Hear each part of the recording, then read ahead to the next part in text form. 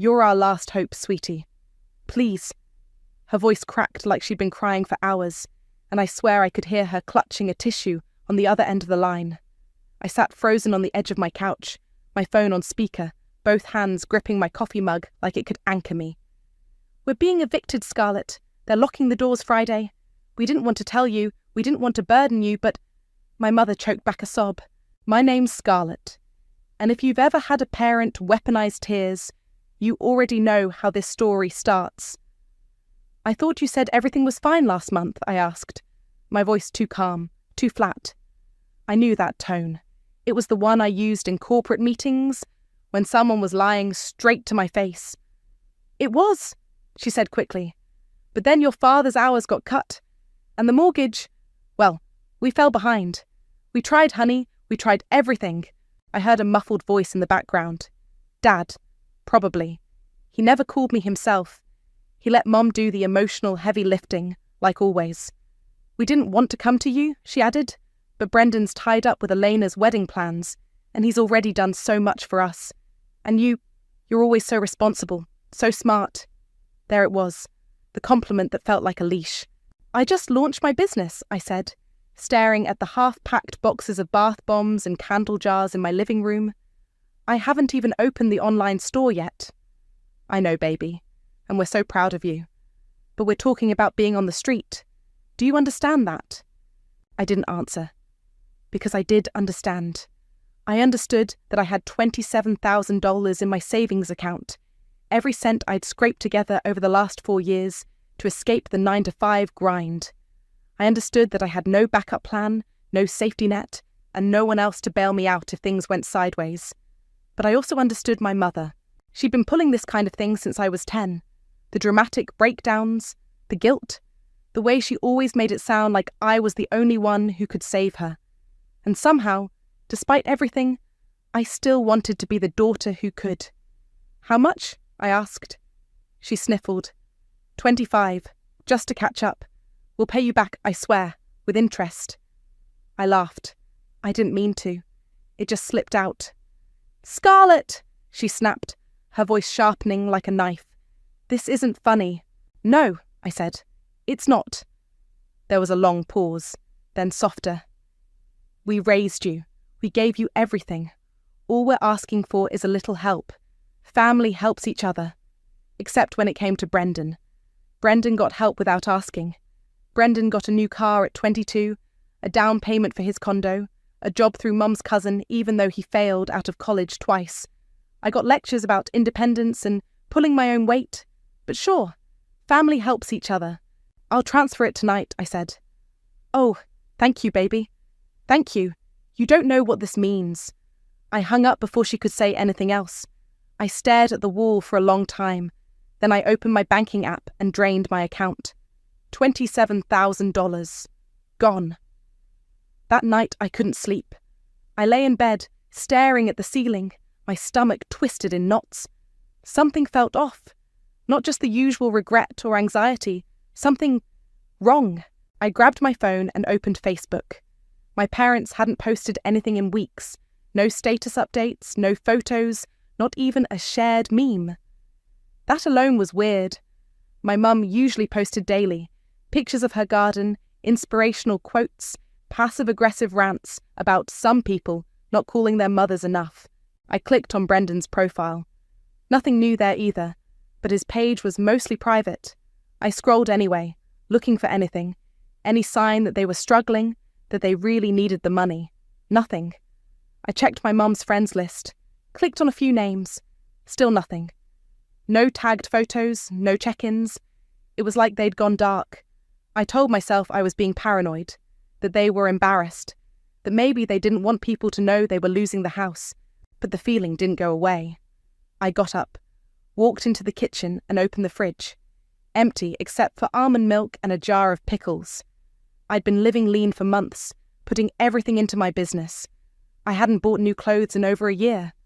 I skipped dinners out. I made my own soap for God's sake, and I just handed over every dollar I had. I leaned against the counter, gripping the edge until my knuckles went white. I wasn't angry. Not yet. I was just hollow. The next morning, I texted Ariel. Me. I did it. Gave them the money. Ariel.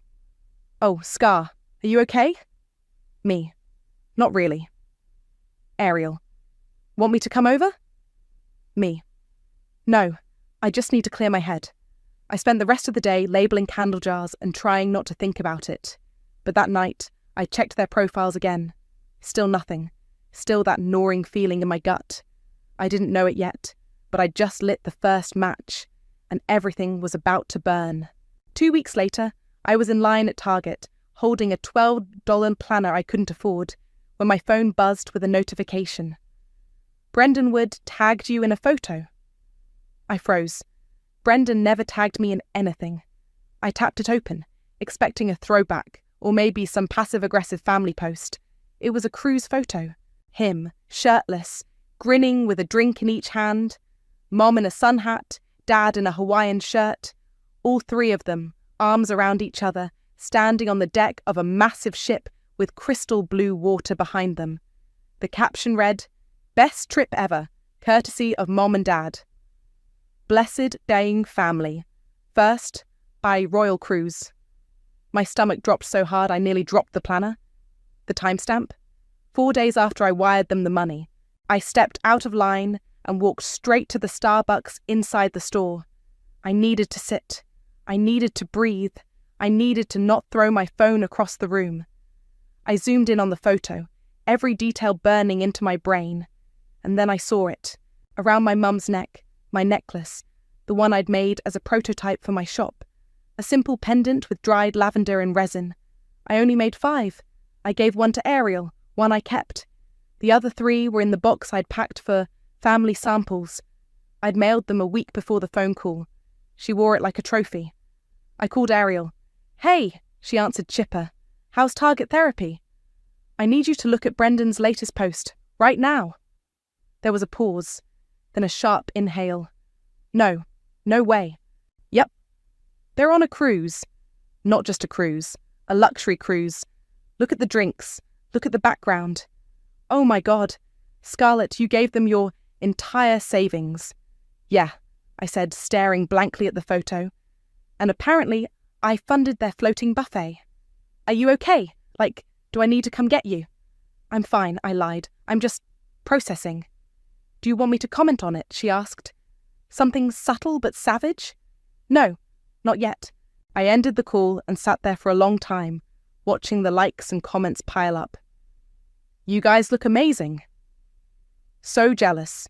Enjoy every second. Family goals. I wanted to scream. Instead, I scrolled through Brendan's tagged photos, looking for more clues. There were 5 more posts. One showed them in a private cabana, another at a fancy dinner, Mum holding a glass of champagne, Dad laughing like he didn't just fake financial ruin. Brendan posted a boomerang of them dancing at what looked like a casino night on the ship. I clicked on one of the comments. Didn't y'all just say you were having money problems? LOL, this don't look broke. No reply. I opened my banking app, still drained. I stared at the screen, heart pounding. Not from sadness, not even from shock, from rage. I'd been scammed by my own family. I left the planner on the Starbucks table and walked straight out of the store. Back home, I yanked open the closet where I kept my shipping supplies. I pulled out the box I'd sent them, the one with the sample products. I'd taken a photo of its contents before mailing it. I pulled up the picture on my phone. All 3 necklaces were there.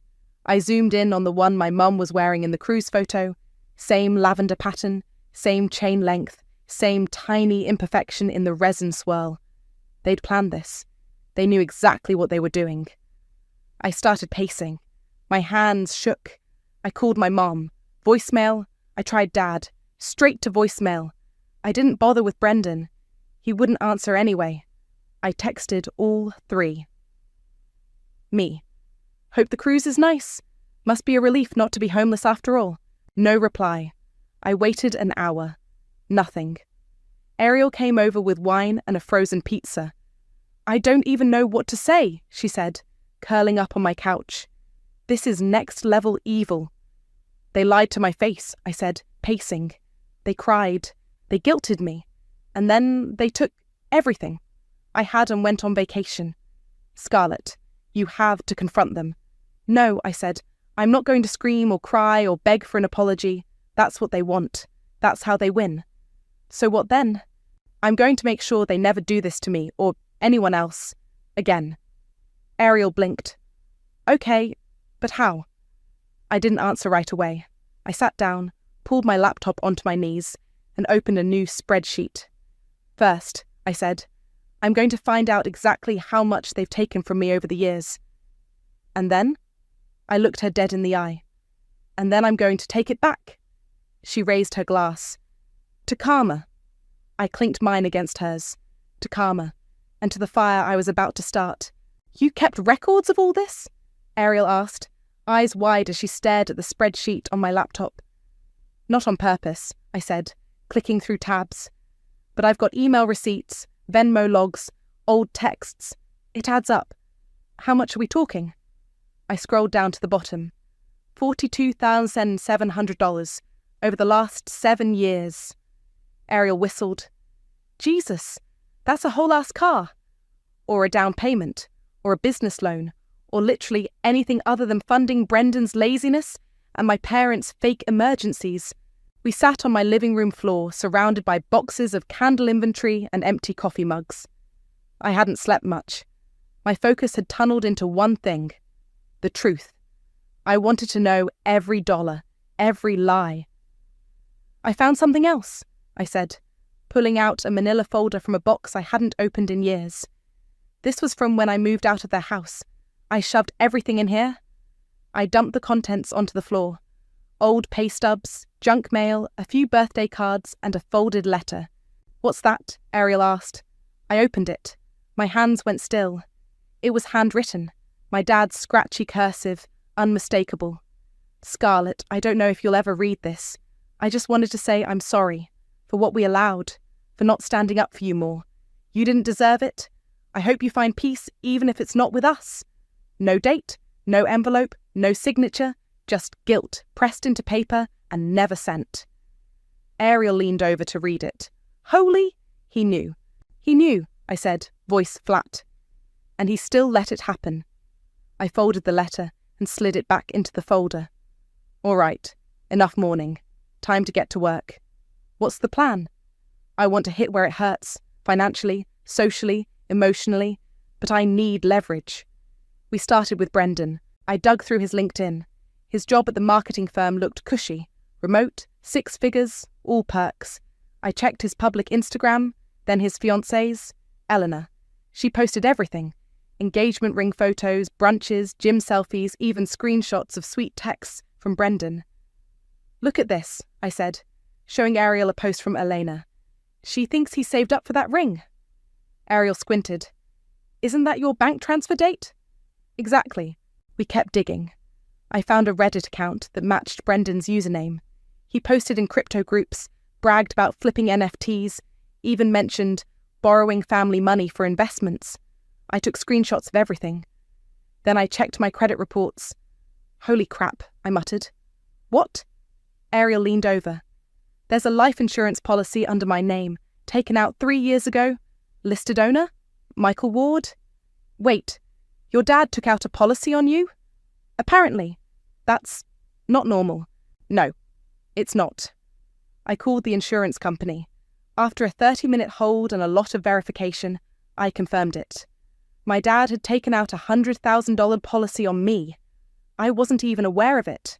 No beneficiary listed. Just sitting there. I ended the call and stared at the wall. They've been planning for my failure, I said. Or worse. Ariel reached for my hand. We're going to flip this. I swear. We spent the next few days building the foundation. I created a burner email, posed as a real estate investor. I found a guy named Morgan through a business contact who specialized in flipping family homes in our area. I asked him if he'd play along for a cut. He agreed instantly. I'll offer them 3 times market value, I said.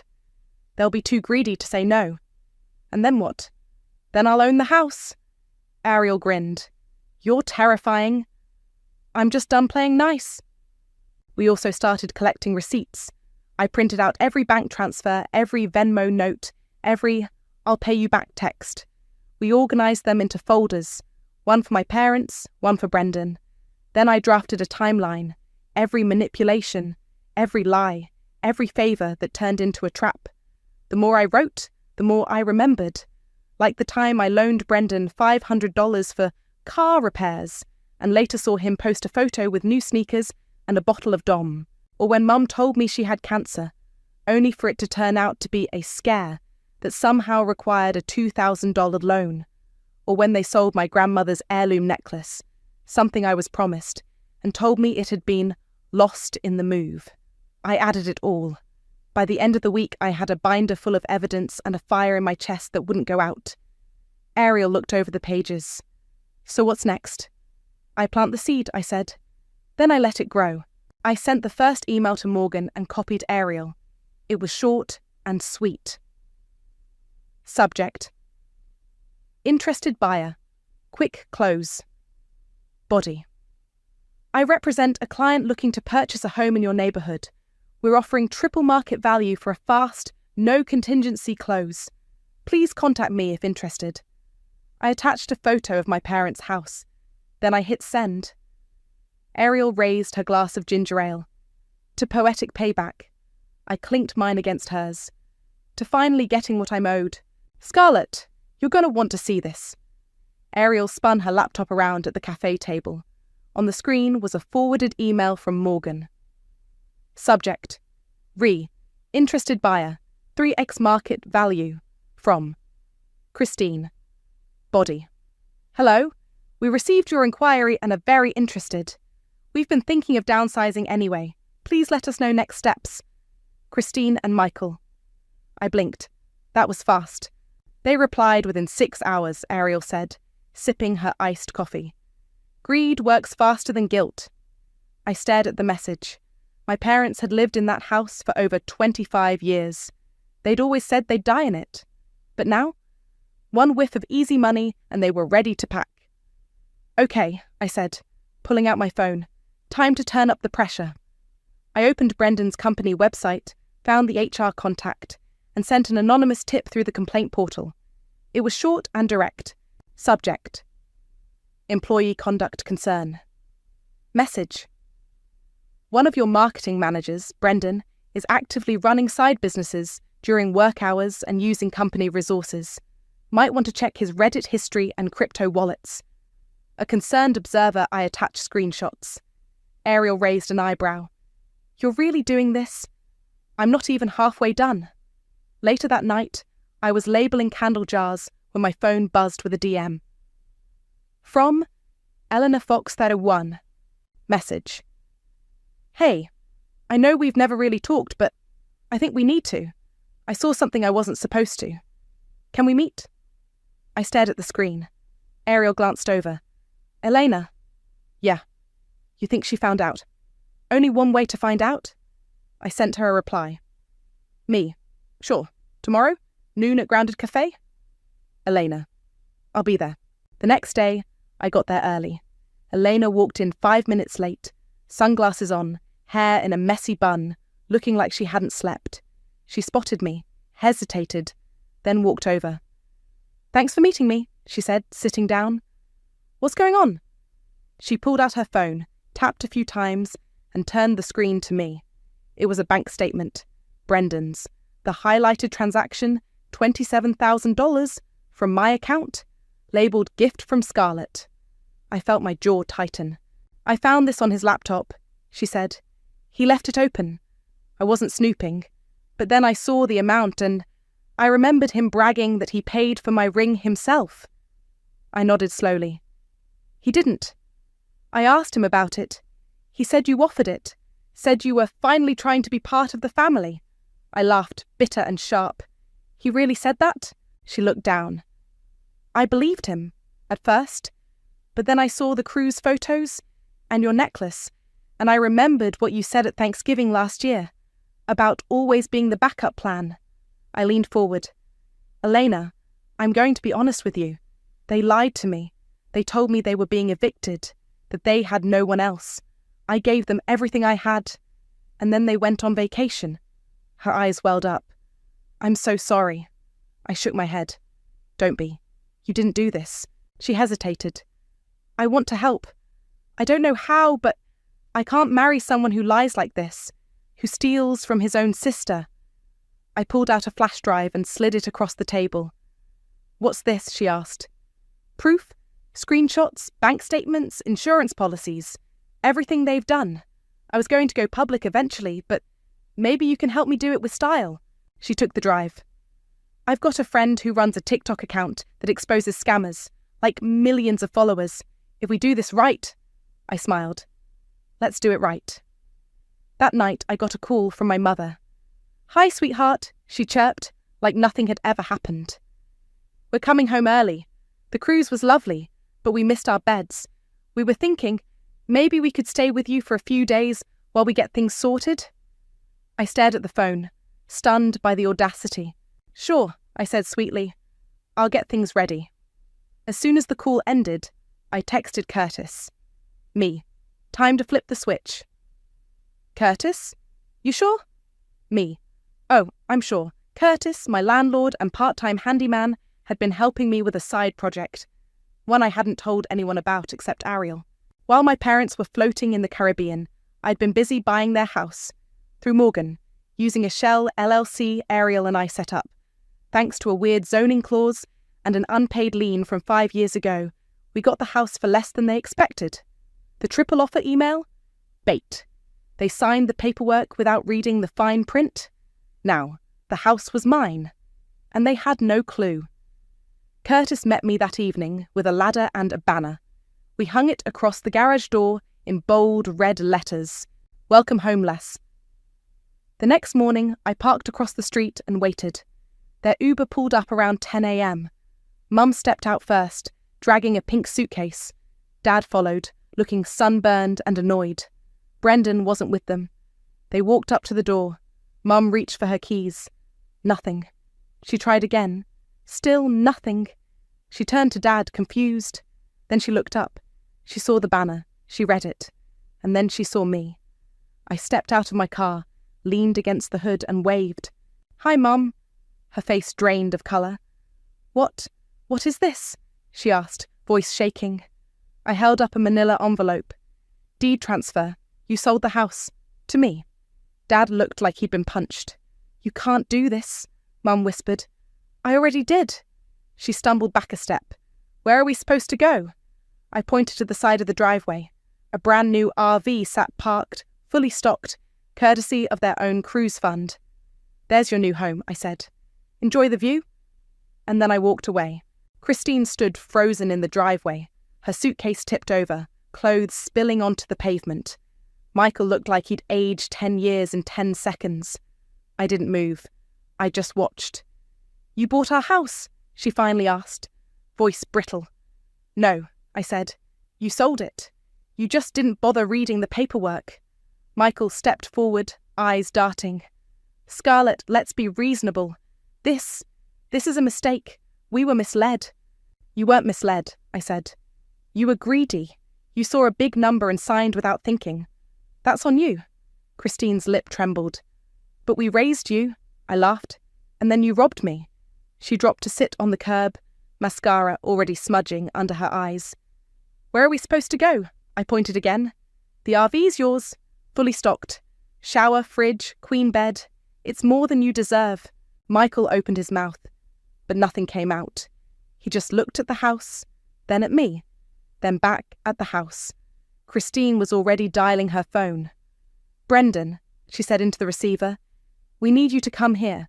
Right now. It's Scarlett. She's taken everything. I turned to leave.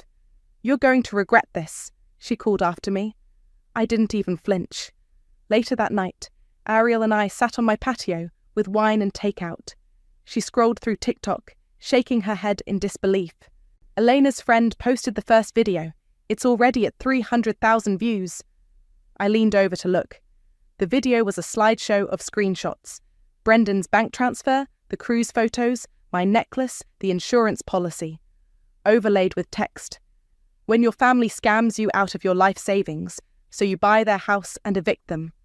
The sound? A slowed-down version of Karma by Taylor Swift. Comments are wild, Ariel said. People are calling you a legend. I didn't smile. Not yet. My phone buzzed. Voicemail. Brendan. I played it on speaker. You think this is funny? You think you're some kind of hero? You just destroyed our family. You humiliated Mom and Dad. You made Elena leave me. You're sick, Scarlett. You've always been jealous, and now you've gone too far. You'll end up alone. You'll always be alone. Ariel's eyebrows shot up. Wow, that's a lot of projection.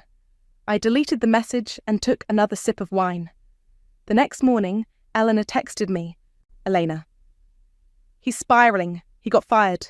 His boss saw the Reddit screenshots too. Me. I'm sorry. Elena. Don't be. He needed a wake-up call, and I needed to see the truth. A few hours later, I got another email from Morgan. Subject. Final transfer confirmed. Body. Congrats, Scarlett. The house is officially yours. No contest. They signed everything. I forwarded it to Ariel with a single emoji. That afternoon, Christine and Michael returned to the house. I was already there, organising the garage. Christine approached slowly, her face puffy and pale. We want to talk. I didn't stop working. Talk? We didn't know what we were doing, she said. We were desperate. You were never desperate, I snapped. You were just entitled. Michael cleared his throat. We can't live in an RV. You can. You just don't want to. Christine looked at me like she didn't recognise me. You've changed. I looked her dead in the eye. No, I just stopped letting you lie to me. She opened her mouth, then closed it again. For once, she had nothing to say. I reached into my pocket and pulled out my phone. Want to hear something fun? I pressed play on the voicemail from Brendan. The words echoed through the garage. You just destroyed our family. You humiliated Mom and Dad. You'll always be alone. Christine's face crumpled. Not from guilt, no. From the sound of her golden boy blaming her for everything. You recorded him? Michael asked, stunned. No, I said. He left it willingly. That's who he really is. Christine turned away, covering her mouth. You can stay in the RV until the end of the month, I said. After that, you'll need to find somewhere else. Michael looked like he wanted to argue, but Christine just nodded. They walked back down the driveway, slower than I'd ever seen them move. That night, I lit one of my candles, lavender and a eucalyptus, and sat on the floor of my new living room. My living room. The house was still half full of their leftover furniture, but it already felt different, lighter, like the ghosts were finally leaving. Ariel texted me a link. Ariel. You're trending again. I clicked it. Another TikTok. This one had clips of the voicemail, spliced with photos of my candles and bath products. The caption read, She got scammed, got even, and got her business off the ground. Karma Queen energy. I scrolled through the comments. Where can I buy her stuff? I'd bathe in those candles out of pure respect. She needs a Netflix deal. I laughed for the first time in days. Then my phone buzzed again. New email. Subject. Wholesale inquiry. Pemekawurb. Info willowandpineboutique.com. Body. We saw your story and love your products. Interested in stocking your line in all 12 of our regional locations. Let's talk. I stared at the screen, heart pounding. Ariel called instantly. Did you see it? I saw it. Scarlett, this is it.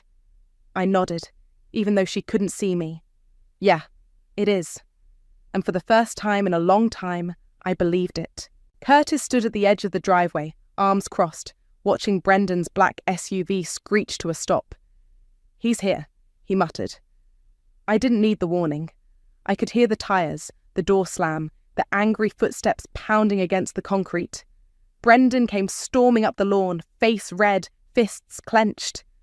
What the hell is wrong with you? I didn't flinch. Good to see you too. You humiliated Mom and Dad. You made Elena leave me. You got me fired. Are you proud of yourself? I tilted my head. I didn't get you fired. You did that all by yourself. I just helped the truth come out. He pointed a shaking finger at me. You think you're some kind of hero? You're just bitter. You've always been jealous of me. Curtis stepped forward. Hey, you need to calm down. Brendan turned on him. Who the hell are you?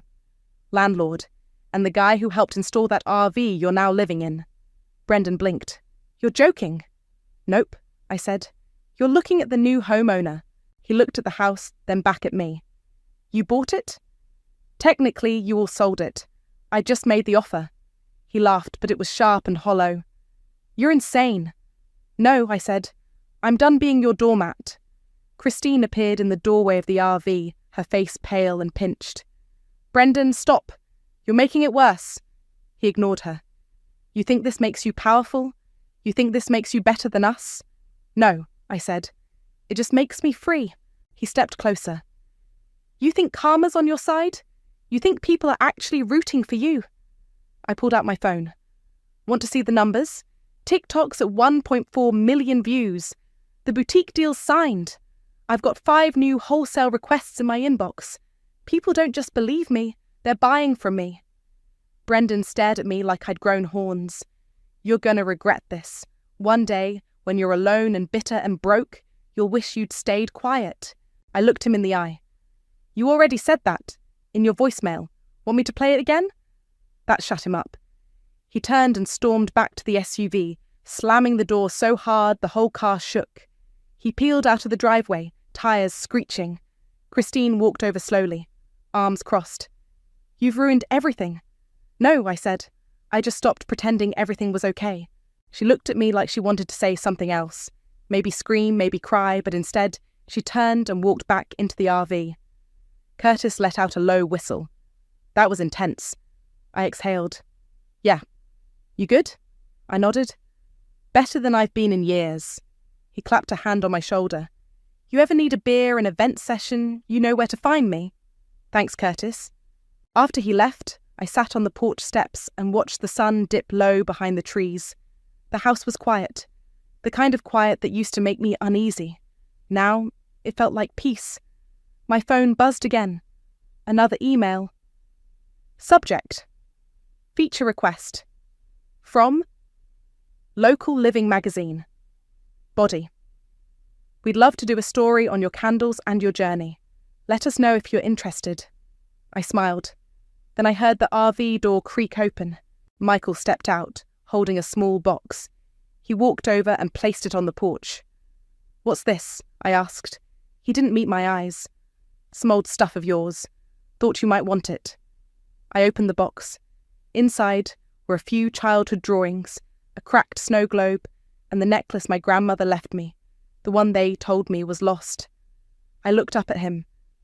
I didn't know she left it for you, he said quietly. Christine sold it without telling me. I bought it back last week. Why? He shrugged. Because some things can't be undone, but maybe they can be acknowledged. I didn't say anything. I just nodded. He turned and walked back to the RV. That night, Ariel came over with takeout again. We sat on the floor of my new living room, eating noodles straight from the containers. So, she said, mouth full. What now?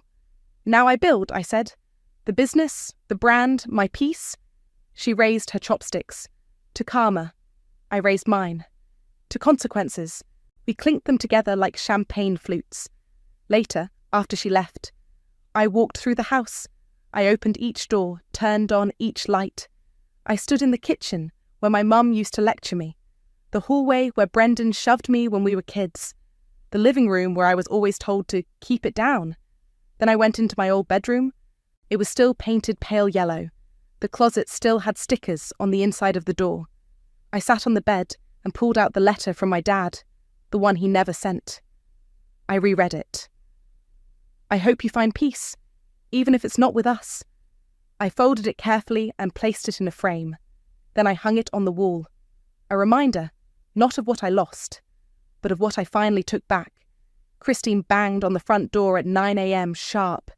I opened it slowly, coffee mug in hand. Can I help you? She stood there in full makeup, hair curled, wearing a blazer like she was headed to court. Michael hovered behind her, silent. We've spoken to a lawyer, she said, and we want to give you one last chance to undo this before we take legal action. I took a sip of my coffee. Undo what exactly? You tricked us into selling our home, she snapped. That offer was fraudulent. I raised an eyebrow. You signed a legally binding contract. You had every opportunity to review it. Michael cleared his throat. You used a fake buyer. That's deception. No, I said. That's business. You wanted fast money. You got it. Now you're mad because it didn't come with control. Christine's voice rose. We're your parents. And you used that title to rob me blind, I said, stepping outside and closing the door behind me. You lied about being evicted. You used my savings to go on vacation. You let Brendan steal from me. And when I finally stood up for myself, you called me cruel. Neighbours were starting to peek through blinds. Christine noticed. You think this is justice? She hissed. You think the internet clapping for you makes it right? No, I said. What makes it right is that you finally have to live with the consequences. Publicly. Michael stepped forward, voice low. You're going to regret this, Scarlett. I looked him in the eye. I already did. For years. Not anymore. Christine's face twisted. You'll end up alone. I smiled. Better alone than lied to. She turned and stormed off. Michael followed, slower, glancing back once. I didn't wave. By noon, Brendan showed up.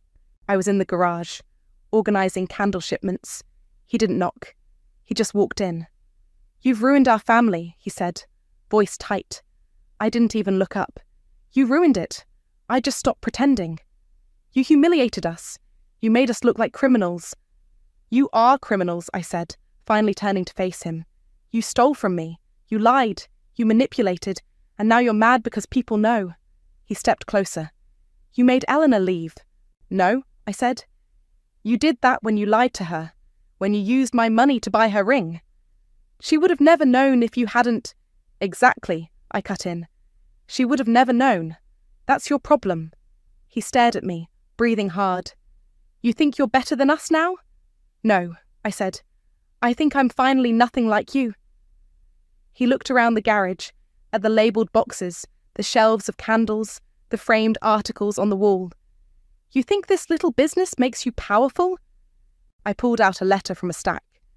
This is from a boutique in Portland. They want to carry my line. That's my third new retailer this week. He scoffed. You're still going to end up bitter and alone. I shrugged. Maybe, but I'll be honest. And solvent. He walked out without another word. That night, Ariel came over with a bottle of champagne. I saw the article in Local Living, she said, popping the cork. They called you the Candle Queen of Karma. I laughed. That's ridiculous. Scarlett, you're literally trending again. People are making reaction videos to your story. I pulled out my phone and opened TikTok. One of the top videos showed a dramatic reenactment. Someone playing me, someone playing Christine, fake tears and all. The comments were wild. This is better than any Netflix drama. She didn't burn bridges. She lit candles on them. I'd buy from her just to support the revenge. I scrolled through orders on my shop dashboard. Over 200 pending. I need to hire help, I muttered. Ariel raised her glass. To success. And revenge. I clinked mine against hers. To finally being free. The next morning, a letter arrived in the mail. No return address. Handwritten. I opened it slowly. Inside was a short note. Scarlett, you didn't deserve what we did. I see that now. I don't expect forgiveness, but I hope one day you'll believe I loved you, even if I didn't show it right. Dad. I stared at the paper for a long time. Then I folded it and placed it next to the first letter, the one he never sent. By evening, the RV was gone. No goodbye, no note. Just an empty driveway and silence. I stood at the window, watching the sun set over the street. Ariel texted me. Ariel. They're gone? Me. Yeah, Ariel. How do you feel? I stared at the screen. Then I typed. Me. Lighter. I locked the door and turned off the porch light.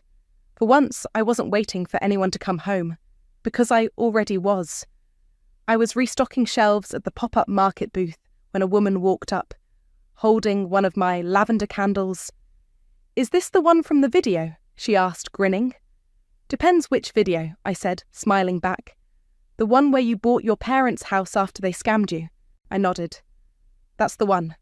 She laughed. Iconic. I've been following the whole thing. My sister and I binged every TikTok. You're kind of a legend. I handed her a wrapped version of the candle.